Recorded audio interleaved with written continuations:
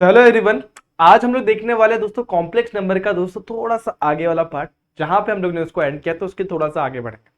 पिछले वीडियो में आप लोगों को याद होगा तो मैंने कॉम्प्लेक्स नंबर का बहुत ही बेसिक चीज जो आप लोग को मैंने समझाया था, कॉम्प्लेक्स नंबर आता कहां से, जो बच्चों आप लोग को बहुत ज्यादा कंफ्यूज कर देता है, उसको मैंने वहां पे आप लोग को एक्सप्लेन करा था। और भी छोटी छोटी चीजें जैसे कॉन्जुगेट हो गया, कॉन्जुगेट के अलावा भी बहुत सारी चीजें मैंने आप लोग को बताई थी वहां पे, जो मैंने आप लोग को मेरे हिसाब से वहां पे जो समझाई भी चीजें थे वो अच्छी तरीके से आप लोग को क्लियर हो गई होंगी।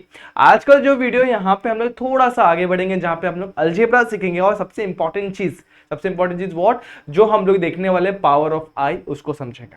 ठीक है, तो अगर आप लोग ने अभी तक पिछली वाली वीडियो को नहीं देखा हुआ है तो सबसे पहले जाके आप लोग कॉम्प्लेक्स नंबर का जो बेसिक वाला वीडियो है उसको, उसका जो पहला पार्ट है वो वहां पर देख सकते हैं। अब बहुत सारे बच्चे सोच रहे रहेंगे कि दोस्तों ये तो बेसिक वाला पार्ट है तो इसके एक्सरसाइज बेस्ड क्वेश्चन कहाँ है, तो उसके सारे के सारे वीडियोस आप लोग को JR ट्यूटोरियल के चैनल पे मिल जाएंगे। ठीक है, उसके अलावा आप लोग को JR कॉलेज के चैनल पे भी पूरा का पूरा सिलेबस पढ़ाया हुआ, वो एंड टू एंड मतलब स्टार्ट टू एंड पूरी की पूरी चीजें आप लोग को वहां पे अवेलेबल हो जाएंगे। तो जिन बच्चों को अगर एक्सरसाइज बेस्ड क्वेश्चन की जरूरत है तो वहां पे जाके सीख सकते हैं। और जिनको सिर्फ और सिर्फ बेसिक जानना है तो दोस्तों ये पहला वीडियो, दूसरे वीडियो को बहुत अच्छे तरीके से देख लेना, आप लोग का पूरा बेस यहाँ पर क्लियर हो जाएगा। दोस्तों स्टार्ट करता हूं आज का वीडियो। तो आज का वीडियो स्टार्ट करने के पहले दोस्तों मैं आप लोगों को बता दूं कि आप लोग का मैं स्वागत करता हूं हमारे YouTube चैनल JR कॉलेज पर। यहां पर मैंने आप लोग को एक चीज बताना चाहूंगा कि अभी तक आपने मुझे मेरा Instagram ID पे फॉलो नहीं किया हो तो 97_मंसूरी पे जाके आप मुझे सिंपली फॉलो कर सकते हैं, क्योंकि बहुत सारे डाउट को कमेंट सेक्शन में पूछना और उसे वहां पर क्लियर करना आसान नहीं होता। तो आप लोग आपके डाउट मेरे से Instagram पे शेयर करेंगे और मैं वहां पे आपके डाउट क्लियर कर दूंगा। तो स्टार्ट करते हैं आज का वीडियो। तो आज का वीडियो आप लोग का वही चल रहा है दोस्तों, basic of complex number part 2। दोस्तों पार्ट 2 में हम लोग देखेंगे थोड़े से नई चीजें, जिसमें मैंने आप लोगों को पहले बता दिया algebra and power of I. Important topic है दोस्तों पावर ऑफ आई, वो मैं आप लोग एक्सप्लेन करने वाला हूं, जिसमें मैंने आप लोग को बेसिक चीजें जो एक्सप्लेन कर दी थी पिछले वीडियो में, जो यहाँ पर है real number not real number, उसके अलावा था क्वाड्रेटिक इक्वेशन से किस तरीके से हम लोग ने कॉम्प्लेक्स नंबर को समझा था, उसके अलावा कॉम्प्लेक्स नंबर के रिप्रेजेंटेशन देखा था, फिर उसके बाद हम लोग ने देखा था कॉन्जुगेट, और फाइनली अपन स्टार्ट करते हैं अलजेब्रा ऑफ कॉम्प्लेक्स नंबर। अब अलजेब्रा मतलब क्या होता है, जो हम लोग ने बेसिक चीजें पढ़ी हुई है, बचपन से पढ़ा है, एडिशन, सब्सट्रैक्शन, मल्टीप्लीकेशन, डिवीजन, ये जो होता है उसी को हम लोग बोलते हैं अलजेब्रा। अब जिसमें सबसे पहले जो चीज हम लोग को समझनी है, जिसको हम लोग बोलते हैं दोस्तों, देखो यहाँ पर direct equality of complex number, CN मैंने यहाँ पर शॉर्ट फॉर्म में लिखा है, CN मतलब कॉम्प्लेक्स नंबर, तो इक्वालिटी ऑफ कॉम्प्लेक्स नंबर। अब अपन अज्यूम करते हैं इक्वालिटी कब होगा। अब आप लोग इक्वल में किस चीज को बोल सकते हैं, जब दो चीजें रहेंगी तभी बोल सकता हूँ। तो जब भी इक्वालिटी ऑफ कॉम्प्लेक्स नंबर की बात करी जाए तो हम लोग को दो कॉम्प्लेक्स नंबर चाहिए होता है। अज्यूम करते हैं एक कॉम्प्लेक्स नंबर हमारे पास Z1 और दूसरा कॉम्प्लेक्स नंबर है हमारे पास Z2। अब दोनों इक्वल होंगे, कब इक्वल होंगे, जब उनके रियल और इमेजिनरी पार्ट एक दूसरे को इक्वल होते हैं। एग्जांपल ले लेता हूं, अगर मेरे पास एक कॉम्प्लेक्स नंबर है Z1, दूसरा कॉम्प्लेक्स नंबर है Z2, तो अगर A और A जो है रियल मतलब किसका है, रियल पार्ट हमारे Z1 का है, C क्या है, रियल पार्ट हमारे Z2 का। अगर A और C इक्वल हो जाएंगे और साथ ही साथ इमेजिनरी पार्ट यानी B और D भी इक्वल हो जाएंगे, तब क्या होगा, Z1 और Z2 दोनों भी क्या हो जाएंगे, इक्वल। ये होता है कॉम्प्लेक्स नंबर का इक्वालिटी वाला फंडा। अगर इसका इस्तेमाल कैसे होने वाला है, तो अज्यूम करते हैं कि हम लोग को एक Z दिया हुआ है, Z1 हम लोग को दिया हुआ है कि ऐसा दिया हुआ है, A प्लस IB दिया हुआ है, और उसके बाद हम लोग को बोलते हैं Z2 जो आप लोग का है वो है 3 प्लस 2B 2I ऐसे करके दिया हुआ है, और आप लोग को बोला है भाई A और B की वैल्यू फाइंड आउट करो। तो बाय इक्वालिटी ऑफ फैक्टर हम लोग क्या करेंगे, Z1 इक्वल टू Z2 लिखेंगे, और देयरफॉर A की वैल्यू कितनी हो जाएगी 3 और B की वैल्यू कितनी हो जाएगी 2। अब कंडीशन ये आप लोग को इक्वेशन में दिया होगा, आप लोग को बोल दिया रहेगा कि Z1 और Z2 इक्वल है, या फिर डायरेक्टली आपको बोलेगा A और B की वैल्यू फाइंड आउट करो बाय इक्वालिटी ऑफ फैक्टर। तो इस तरीके से आप लोग को फाइंड आउट करना होगा। बहुत सिंपल क्वेश्चन आता है इसके ऊपर, तो वो मेरे हिसाब से आप लोग आसानी से कर सकते हैं। नेक्स्ट जो है वो है एडिशन ऑफ फैक्टर। अब भाई एडिशन किसको नहीं आएगा, सिंपल फंडा है दोस्तों, आप लोगों ने जो पढ़ा है, अगर सेम कोएफिशिएंट रहेगा तो सेम कोएफिशिएंट वाले सेम के साथ ऐड हो जाता है। एक एग्जांपल है, सेम सरनेम वाली चीजें ऐड होंगी, विदाउट सरनेम वाली चीजें एक साथ ऐड हो जाएंगे। एग्जांपल के साथ देखते हैं, यहां पर हम लोग के पास दिया हुआ Z1 is equal to A plus IB और Z2 दिया हुआ है C प्लस ID। अब दोनों को मैं यहां पर लिखता हूं, यहां पर क्या लिखूंगा मैं, A प्लस IB, और यहां पर क्या लिखता हूं, C प्लस ID। ये मेरा Z1 हो गया, और यहां पर मैं लिखूंगा C प्लस ID Z2। अब क्या होगा, अब रियल पार्ट को रियल पार्ट के पास लेके जाएंगे, इमेजिनरी पार्ट को इमेजिनरी के पास, तो कैसा होगा, A आएगा C के पास तो A प्लस C हो जाएगा, और IB प्लस ID हो जाएगा। अब दोनों में एक चीज कॉमन है, क्या, I को कॉमन निकाल दो तो A plus C plus bracket के बाहर I B प्लस D। इससे हम लोग को ये समझ में आया, जब भी हम लोग एडिशन करेंगे तो रियल पार्ट के साथ ऐड होगा। जब भी हम लोग एडिशन करेंगे तो इमेजिनरी पार्ट के साथ ऐड हो जाएगा। बहुत सिंपल फंडा है। एग्जांपल लेना चाहे तो आप लोग कोई भी एक नंबर लेकर सॉल्व कर सकते हैं, बहुत ही सिंपल फंडा है। एग्जांपल ले लो, मान लो कि Z1 की वैल्यू दी हुई है हम लोग को 2 + 3i एंड Z2 की वैल्यू दी है 5 + 6i। इस तरीके से कुछ तो भी दिया हुआ है। अब दोनों को ऐड करना है तो बहुत सिंपल है, Z1 + Z2 कर देंगे। कितना हो जाएगा Z1 2 + 3i और यहाँ पर +5 + 6i। रियल को रियल के साथ ऐड कर दो तो 2 जाएगा पहले 5 के पास और 3i जाएगा दोस्तों 6i के पास। ठीक है, 2 + 5 7 और 3 + 6i कितना हो जाएगा 9 है। हम लोग को ये सीखने मिला, कभी भी हम लोग कॉम्प्लेक्स नंबर को कॉम्प्लेक्स नंबर के साथ ऐड करेंगे तो मोस्टली वो कॉम्प्लेक्स भी मिल सकता है। ये समझ में, कॉम्प्लेक्स भी मिल सकता है, रियल भी मिल सकता है। और बहुत सिंपल है, मैं चीजें आप लोग को थोड़ी थोड़ी करके समझाऊंगा। अब ये देखा जाएगा तो ये कॉम्प्लेक्स नंबर है, इसमें रियल भी पार्ट है और इमेजिनरी भी पार्ट है, तो ये मिक्स टाइप का हो गया। सम टाइम हम लोग को सिर्फ और सिर्फ क्या मिलेगा, रियल पार्ट नहीं मिलेगा, सिर्फ और सिर्फ इमेजिनरी पार्ट मिलेगा। तो जब भी हम लोग को Z1 + Z2 की वैल्यू अज्यूम करते सिर्फ और सिर्फ इमेजिनरी पार्ट है, रियल पार्ट है ही नहीं, तो इसको बोलेंगे प्योरली इमेजिनरी नंबर या फिर प्योरली इमेजिनरी नंबर बोल सकते हैं। सम टाइम हम लोग को Z1 + Z2 की वैल्यू प्योरली रियल मिलेगी। अब प्योरली रियल मतलब क्या दोस्तों, यहाँ पर देखो, यहाँ पर सिर्फ और सिर्फ सपोज हम लोग को 7 मिल रहा होता, Z1 + Z2 की वैल्यू फिर सिर्फ और सिर्फ क्या मिल रही होती, 7 मिल रही होती, तो हम लोग इसको क्या बोलेंगे दोस्तों, purely what, real part, real number. समझ में आया, प्योरली रियल नंबर बोल सकते कि नहीं बोल सकते। तो इस तरीके से आप लोग रियल इमेजिनरी पार्ट, मतलब रियल और इमेजिनरी में, मतलब purely real and purely imaginary number में डिफरेंशिएट कर सकते हैं। बहुत सिंपल चीज है, बहुत आसान चीज है, ये समझ में आया। ठीक है, अब ये जो फंडा दोस्तों बहुत ही बच्चों लोगों को समझ में आ जाता है और आगे ये चीजें भी समझ में आती है, लेकिन थोड़े थोड़ा सिली मिस्टेक की वजह से आप लोग गड़बड़ करते हैं। तो मैं नहीं चाहता कि आप लोग सिली मिस्टेक्स करें और आगे भी ना हो, तो इसको मैं यहाँ पर स्केलर मल्टीप्लीकेशन भी आप लोग को समझा देता हूँ। इफ z = a + ib है, अब स्केलर मल्टीप्लिकेशन सबसे पहले समझ लो। स्केलर मतलब होता क्या, स्केलर मतलब एक कॉमन नंबर से आप लोग को मल्टीप्लाई करना, कोई भी एक नंबर ले लो। तो मैंने यहाँ पर लिखा हुआ statement, if we can multiply any constant number, हम लोग क्या कर सकते हैं, किसी भी कांस्टेंट नंबर से मल्टीप्लाई कर सकते हैं। जैसे एग्जांपल दिया हुआ z = 3 + 5i दिया हुआ है।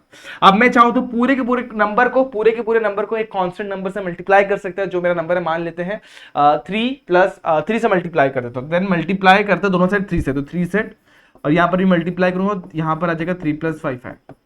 जैसे अंदर 3 जाएगा तो 3 जाएगा 3 के पास 9 और 3 जाएगा 5 के साथ 15, तो सेम 3z की वैल्यू कितनी आ गई, 3z की वैल्यू आ गई हमारे पास 9 + 15 है। बहुत सिंपल है, तो इस तरीके इसको बोलते हैं अपन स्केलर मल्टीप्लिकेशन। तो ये फंडा क्लियर है।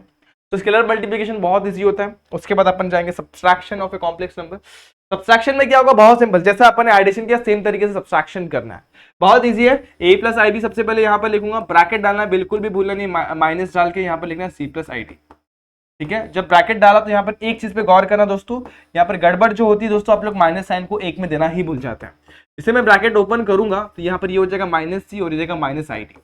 रियल के साथ जाएगा तो a - c हो जाएगा, इमेजिनरी के पास जाएगा तो ib - id हो जाएगा। अब एक चीज आप लोग ये कर सकते हो, दोनों में से i कॉमन निकालो तो यहाँ पर i बार आ जाएगा b - d। तो इस तरीके से Z1 - Z2 मिल गया। तो हम लोग को ये समझ में आया, जब भी हम लोग सब्सट्रैक्शन करें या एडिशन, रियल के पास ही जाएगा और इमेजिनरी के पास ही जाएगा। तो इस तरीके से हम लोग को ये नंबर्स मिल गया। ये क्लियर हो गया। बहुत सिंपल एग्जांपल के साथ आप लोग सॉल्व कर सकते हैं, बहुत ही आसान होता है एडिशन और सब्सट्रैक्शन करना। मल्टीप्लिकेशन देख लेते हैं, ये भी बहुत सिंपल होता है। इधर पे आप लोग को एक नई चीज सीखने मिलने वाली है। क्या, जैसे देखो यहाँ पर मैं आप लोग को सॉल्व करा के ही बताता हूँ। Z1 × Z2 कर रहा हूँ। अब इसमें बहुत सारे लॉ पढ़ने पड़ेंगे आपको, कम्यूटेटिव लॉ, एसोसिएटिव लॉ, बहुत सारी चीजें पढ़नी पड़ेंगी। बहुत सिंपल होता है, लेकिन फिलहाल के लिए सिंपल मल्टीप्लिकेशन सीख लेता है। सिंपल मल्टीप्लिकेशन क्या होगा, a + ib × c + id। आप लोग ने पढ़ा था, अगर हम लोग को डायरेक्ट, ये मल्टीप्लिकेशन सबको आता है, पहला ब्रैकेट ओपन करेंगे a बाहर आएगा, वो उस पूरे ब्रैकेट के पास जाएगा। दूसरा ब्रैकेट ओपन करेंगे ib बाहर आएगा, पूरे ब्रैकेट के पास जाएगा। ठीक है, a × c हो जाएगा ac, a × id हो जाएगा ad हो जाएगा। ठीक है, यहाँ पर i बाहर, b और c और i के पास जाएगा तो i² और यहाँ पर क्या आ जाएगा bd। अब एक नई चीज मैं आप लोग को बताना चाहूंगा, जैसे आप लोग को पता होगा रूट के अंदर -1 क्या होता है दोस्तों, फटाफट से कमेंट कर दो इस टाइम लैप्स के साथ, कितना दोस्तों, यहाँ पर आ जाएगा i। ठीक है, अब यहाँ पर जब भी अपन रूट को यहाँ से उठा के वहां पे लेके जाएंगे तो क्या हो जाएगा, स्क्वायर। तो हम बोल सकते हैं -1 = i का स्क्वायर। तो यहाँ पे हम लोग को एक और चीज सीखने मिली, i² की वैल्यू होती है -1। तो यहाँ पर सिंपली मैं i² को क्या लिख सकता हूँ, -1। तो ac मेरा वैसे ही, इन दोनों में i कॉमन है, i कॉमन निकाल लो, ad + bc और यहाँ पर क्या लिखूंगा -1।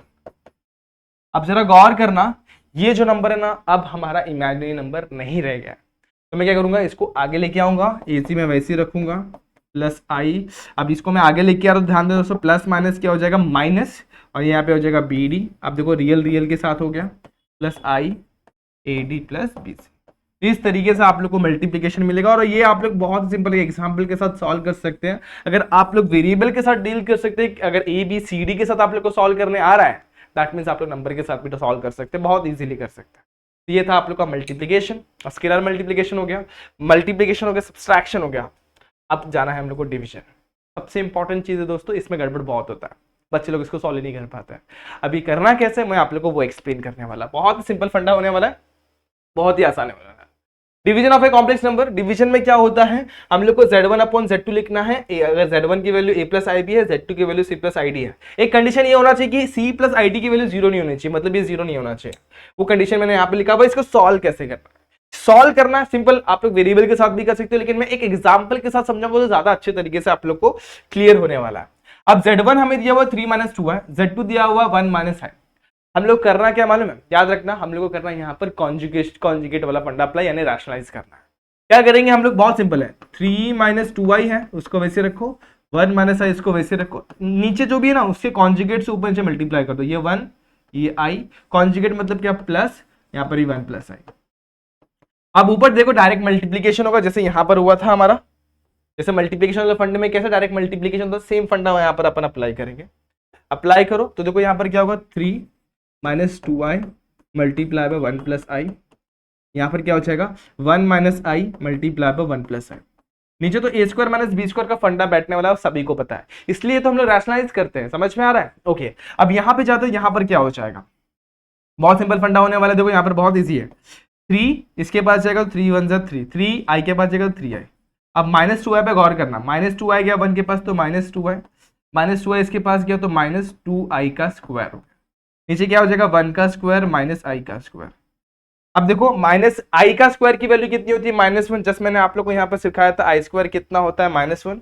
अगर मैं यहाँ पर -1 पुट करता हूं तो -1 मल्टीप्लाई -2 कितना हो जाएगा +2। तो यहाँ पर बहुत सिंपल है, 3 वैसे ही रहेगा, 3i - 2i हो जाएगा i, ठीक है, यहाँ पर आ जाएगा +2, 1 का स्क्वायर 1। अगर यहाँ पर जैसे यहाँ पर i² की वैल्यू -1 पुट करी, यहाँ पर भी -1 हो जाएगा, -1 प्लस माइनस +1, ठीक है, बहुत सिंपल, 3 वैसे ही रहेगा। अब देखो 3 + 2 हो गया 5, यहाँ पर +i/2। अब चाहे तो 2 को बांट दो, ये हो जाएगा 5/2 और ये हो जाएगा i/2। i/2 को आप लोग ऐसे भी लिख सकते हैं बहुत सिंपल तरीके से, देखो यहाँ पर i को बाजू में कर दो, i मल्टीप्लाई बाय 1/2। अब आप लोग क्या कर सकते हैं, बहुत ही इजीली आप लोग रियल और इमेजिनरी पार्ट को सेपरेट करके लिख सकते हैं। कैसे, देखो यहाँ पर 5/2 जो होगा मेरा होगा रियल पार्ट, और 1/2 जो मेरा होगा इमेजिनरी पार्ट। बहुत सिंपल है, जो i के साथ है वो इमेजिनरी, जो विदाउट i है वो मेरा रियल पार्ट। तो इस तरीके से आप लोग डिविजन वाले फंडे को सॉल्व करेंगे, और यहाँ पर मैंने आप लोग को मल्टीप्लीकेशन वाला भी सिखा दिया। एक बहुत ही सुपर इंपॉर्टेंट टॉपिक जो बच गया वो मैं आप लोग को बताना चाहूंगा, जिसको बोलते हैं पावर ऑफ i। अब ये क्या होता है, ये कैसे करना है, ये मैंने आप लोग के लिए एक शॉर्ट वीडियो भी बना के रखा हुआ है, तो आप लोग वहां पर जाके भी इसको देख सकते हैं, लेकिन यहाँ पर मैं आप लोग को चीजों को बहुत अच्छे तरीके से एक्सप्लेन करने वाला, ध्यान देना। पावर ऑफ i पे ध्यान देना, पावर ऑफ i का फंडा बड़ा ही सिंपल है, देखो कैसे करना होता है। अगर आप लोग को i के पावर में बहुत ही बड़ा नंबर दिया हुआ है, बहुत ही बड़ा नंबर, एग्जाम्पल है 342, अब ये का इसका वैल्यू क्या होगा, i का पावर चलो हम लोग को 1 पता था, i का पावर 2 पता था, 3 भी हम लोग को जुगाड़ करके निकालेंगे, 4 भी निकाल लेंगे, चलो वो भी दिक्कत नहीं है। लेकिन i के पावर में 342, 343, 345 ऐसा कोई नंबर रहेगा तो अपन कैसे करेंगे, बहुत दिक्कत आने वाली कि नहीं आने वाली। उस टाइम पे हम लोग का दिमाग लगाना, हम लोग को थोड़ा सा दिमाग लगाना और इसको सॉल्व करके निकालना है। कैसे, देखो यहाँ पर dividend equal to divisor multiply by quotient plus remainder, ये आप लोग को पहले से पता है। एक और आप लोग को इंडाइसिस का रूल पता होना चाहिए, एक्सपोनेंट एंड पावर का फॉर्मूला, जैसे x⁻m + n क्या होता है, x⁻m मल्टीप्लाई बाय x⁻m। और एक और चीज x⁻m मल्टीप्लाई बाय n जो होता है वो होता है x⁻m⁻n। ये कुछ फॉर्मूले जो आप लोग को पता होंगे, तब आप लोग इसको आसानी से सॉल्व कर सकते हैं।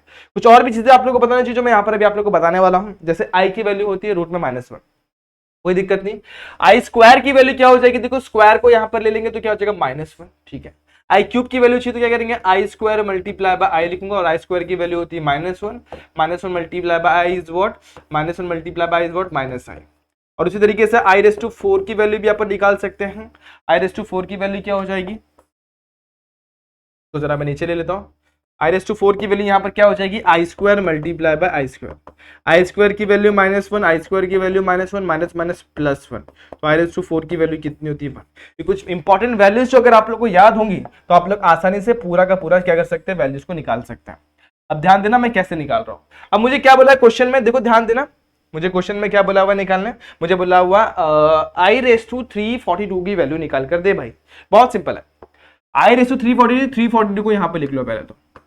अब आप लोग का सबसे इंपॉर्टेंट नंबर है 4 से इसको डिवाइड कर, कैसे करेंगे, 4 से डिवीजन बहुत सिंपल है, 4 से डिवाइड करूंगा, 4 1 जा 4, 4 8 जा 32, यहाँ पर 32 हो गया, यहाँ पर बच गया 2 और 2। अगेन डिवीजन, 4 5 जा 20, यहाँ पर कितना बचेगा 2। अब देखेंगे तो ये मेरा डिवाइजर है, ये मेरा डिविडेंड है, ठीक है, ये मेरा कौन है, कोएफिशिएंट क्वोशंट है, और ये मेरा क्या रिमाइंडर है। अब इसको उस फॉर्मूले के टर्म में लेके जाएंगे। सबसे पहले हमारे पास क्या था, आई रेस टू 342।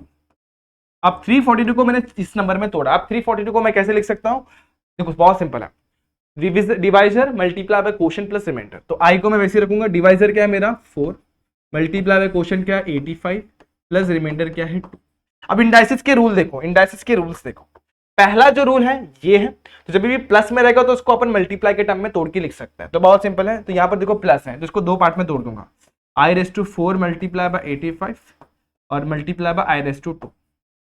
सिंपल है, बहुत इजी है।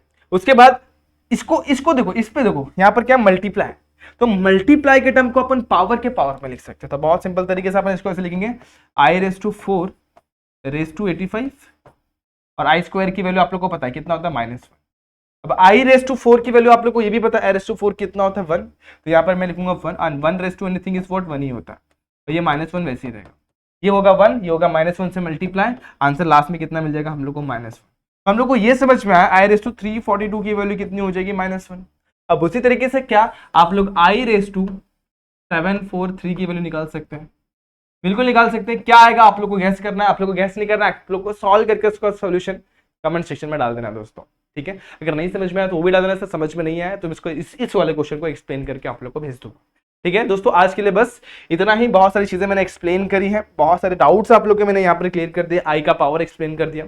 अब इसमें कोई दिक्कत कोई डाउट तो आप लोग कमेंट सेक्शन में पूछ सकते हैं, इसके अलावा आप लोग मुझे इंस्टाग्राम पे भी डीएम कर सकते हैं, ठीक है दोस्तों। आज के लिए बस इतना ही, होप ये सारे टॉपिक आप लोग क्लियर हो गए रहेंगे। कोई डाउट कोई दिक्कत तो मैंने बताया क्या करना है आप लोग को, आप वीडियो को लाइक करें, शेयर करें और चैनल को सब्सक्राइब करें। तब तक के लिए stay tuned and good bye.